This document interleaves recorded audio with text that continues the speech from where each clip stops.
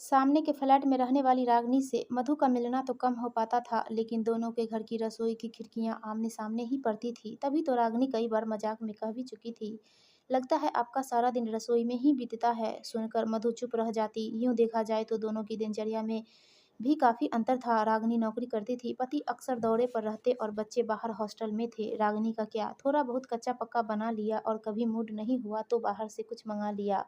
पर मधु, वह तो जब से ब्याह कर इस घर में आई थी तभी से अधिकांश समय रसोई में ही बीता। तब तो भरा पूरा ससुराल था, सब साथ रहते थे और वह भी घर की बड़ी बहू। आज भी जब कभी वे दिन याद आते हैं तो वह सोचती है कि कितना कुछ बदलाव आया था उसके व्यक्तित्व में इस घर में आकर। बेटी सीमा उस दिन पूछ रही थी, मम्मी आप क्या बचपन से ही इतनी अच्छी कुकिंग करती थी? मुझसे तो अब तक गोल रोटी भी नहीं बन पाती है। बचपन तब कहाँ कुछ आता था, छोटा-सा परिवार था, माँ बाबूजी और बस 2 भाई-बहन। 12वीं करने के बाद उसकी बहुत इच्छा थी आगे और पढ़ने की, पर परिस्थितियाँ कुछ ऐसी बनी कि जल्दी शादी हो गई। ससुराल आकर देखा, सास तो घर के हर काम-काज में पारंगत थी, पर ससुराल के इस पारंपरिक वातावरण में सामंजस्य बैठाना उसे काफ़ी मुश्किल लग रहा था। चूल्हा-छुहाई की रस्म तो खैर जैसे-तैसे हो गई, पर जब कुछ दिनों बाद ननद रीना ने आदेश दिया कि अब सुबह की चाय भाभी बनाएगी तो वह चौंकी गई थी। कम से कम 20-30 लोग तो होंगे ही उस समय घर में, और अब तक तो उस घर में गैस भी नहीं आई थी। उसने तो अब तक अपने घर में ज़्यादा से ज़्यादा 4-5 लोगों की ही चाय बनाई होगी। चूल्हे पर काम करने की भी आदत नहीं थी। खैर चूल्हा तो रीना ने जला दिया था, पर जब वह भगोने में पानी कप से नाप कर डालने लगी तो रीना हँसी थी। भाभी कहाँ तक नापोगी? पूरा भगोना भरकर डाल दो। फिर जब शक्कर के नाप के लिए चम्मच टटोलने लगी तो रीना फिर हँसी थी। अरे भाभी, ये जो शक्कर के डब्बे में बड़ा सा कटोरा है ना, भरकर डाल देना, और हाँ, चाय के डब्बे में भी एक छोटी कटोरी है, वही नाप है। रीना ही थी जो उस समय हर काम में उसकी मदद कर देती थी। सब्जी के तेल मसाले से लेकर रोटी और पराठे के आटे तक का नाप तोल वही बताती रहती। फिर तो काम करते करते उसकी भी आदत हो गई थी। सास ने तो सिलाई बुनाई अचार पापड़ तक घर के सारे काम सिखाए थे, और कब वह एक अल्हड़ लड़की से एक कुशल गृहिणी बन गई, वह खुद भी नहीं समझ पाई थी। धीरे धीरे संयुक्त परिवार में से वे लोग एकल परिवार हो गए। बच्चे भी बड़े होने लगे थे, पर घर को सुव्यवस्थित रखने, सुचारू रूप से चलाने में ही उसका पूरा दिन खप जाता था। मेहमानों की आवाजाही भी बनी रहती थी। पति अमन तो शुरू से ही कम बोलते थे और अधिक टोका-टोकी भी नहीं करते थे। फिर भी कई बार वह महसूस करती थी कि अन्य कामकाजी महिलाओं को देखकर शायद वे भी कामकाजी पत्नी की ही कामना करते होंगे। घर के बढ़ते खर्च से बजट भी डगमगाने लगा था। बेटे की कॉलेज की पढ़ाई, फिर बेटी सीमा की शादी आ गई तो कर्ज बढ़ गया था। तब तो उसने एक बार सीमा से कहा भी था, मैं भी शादी के बाद आगे पढ़ाई करके नौकरी कर लेती तो अच्छा रहता, पैसों की इतनी कमी तो महसूस नहीं होती।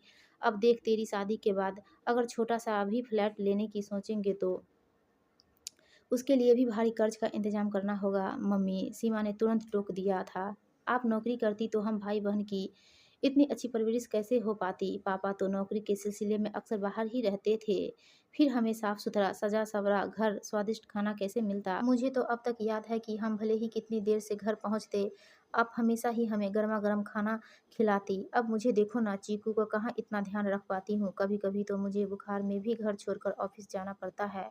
पर सीमा, तेरे पापा ने तो शायद ही कभी महसूस किया हो कि घर में रहकर मैंने कभी कोई योगदान दिया है इस गृहस्थी को चलाने में। मम्मी, सीमा ने फिर बात काट दी, आप भी कैसी बातें कर रही हो? पापा कब मुंह पर किसी की तारीफ करते हैं, पर इसका यह मतलब तो नहीं है कि वे समझते ही नहीं हो कि आपने कितना कुछ किया है हमारे लिए ही नहीं, पूरे परिवार के लिए भी, यहाँ तक कि चाचा बुआ सबके लिए, और अभी भी तो करती ही रहती हो। अब जब पापा रिटायर हो जाएंगे तब खूब समय होगा आप दोनों के पास, जिम्मेदारियां भी तब कम हो जाएंगी। तब पापा आपको बता पाएंगे कि कितना योगदान है आपका इस परिवार को बनाने में। आप लोग फिर घूमने जाना, अपना दूसरा हनीमून मनाने। मधु तब हंसकर रह गई थी। बातें बनाना तो कोई तुमसे सीखे। सीमा को हल्की सी झिड़की भी दी थी उसने।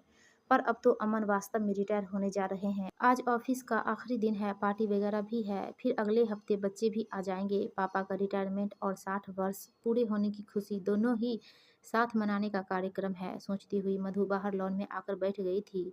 रागिनी भी शायद अभी ऑफिस से लौटी थी, स्कूटर खड़ा करके अंदर जा रही थी। उसके चेहरे पर मुस्कुराहट थी, जाने अनजाने पता नहीं क्यों वह अपनी और रागिनी की तुलना करने लगती है। चुस्त स्मार्ट रागिनी नौकरी के बाद भी कितना वक्त निकाल लेती है। उस दिन पता नहीं कितने टीवी सीरियल की बातें कर रही थी। मधु जी, आजकल टीवी पर बहुत अच्छे प्रोग्राम आ रहे हैं, आप जरूर देखना, कई बार तो बहुत अच्छी फिल्में भी आती हैं।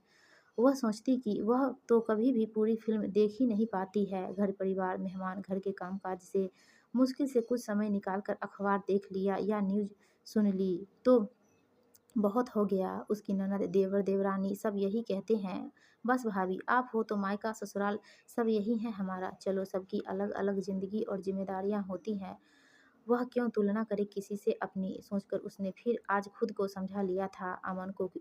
अमन को भी लौटने में काफ़ी देर हो गई। वह सोच रही थी कि एक कप चाय बनाकर पी ले, तभी स्कूटर की आवाज़ सुनाई दी। चलो ये भी आ गए, अब साथ ही बैठकर चाय पी लेंगे, सोचते हुए वह रसोई घर में आ गई थी। अमन कपड़े बदलकर सोफे पर आराम से पसर गए थे। वह चाय के साथ कुछ बिस्किट भी ले आई थी। अरे खाना पीना तो बहुत हो गया, बस चाय ही लूँगा, बहुत थक गए लगता है। वह पास आकर बैठ गई थी। थका तो नहीं हूँ पर सोच रहा हूँ कि कल से करूँगा क्या। बरसों से रोज़ सुबह तैयार होकर ऑफिस जाने की आदत रही है। अब घर पर अकेले क्यों, हम दो तो हैं ना।